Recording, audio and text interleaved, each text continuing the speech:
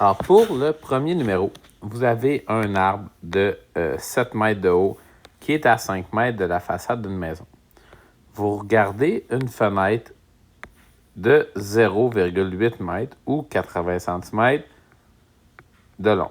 Et vous voulez savoir à quelle distance vous êtes situé de la fenêtre. Alors, la première chose que vous avez à faire, c'est de déterminer vos triangles semblables. Vous avez en vert un triangle de 0,8 sur X mètres. Et vous avez en rouge un triangle de 7 mètres sur, et là, il faut faire attention, la distance totale, c'est pas 5 mètres, c'est 5 mètres plus X. 5 plus X mètres. Si on fait un petit peu d'algèbre, ce que ça nous donne? Je fais 5 plus 8 fois 0,8, ça me donne 4 plus 0,8 X. Et si je fais 7 fois X, ça donne 7X.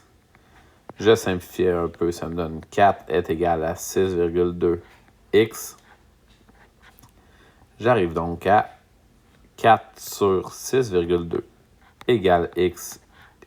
X est égal à 0,65 mètres. C'était le numéro 1. Pour le numéro 2, j'ai mis par-dessus la ville de Springfield un dôme jaune. Alors, si j'ai un rayon de lumière blanche, ça c'est un rayon de lumière blanche qui arrive, toutes les couleurs sont bloquées, le jaune continue. Qu'est-ce qui arrive si le rayon jaune frappe le chandail d'Homer?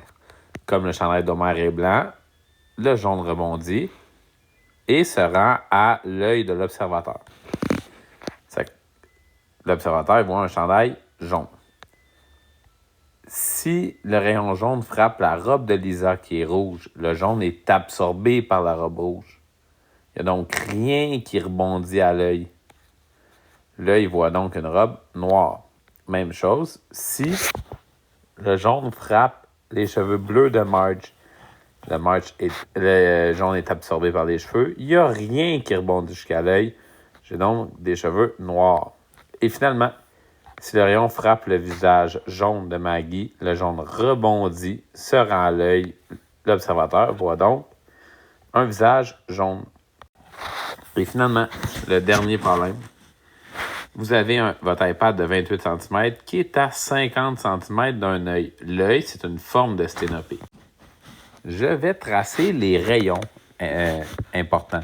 Alors, si on part du sommet du iPad, il y a des rayons qui amènent l'image qui se déplace un peu partout. Le seul rayon qui est vraiment important pour nous, c'est celui qui passe par le sténopée, par le trou dans l'œil. Il se rend là.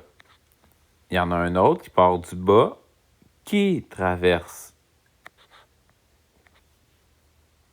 l'œil et qui se rend dans le fond. Ça me donne donc deux triangles semblables. Celui-là et celui-là. J'ai ici un triangle de 28, de la proportion suivante, 28 sur 50, est égal à X sur 2,4. Et je peux trouver que X est égal à 1,34 cm. C'est tout.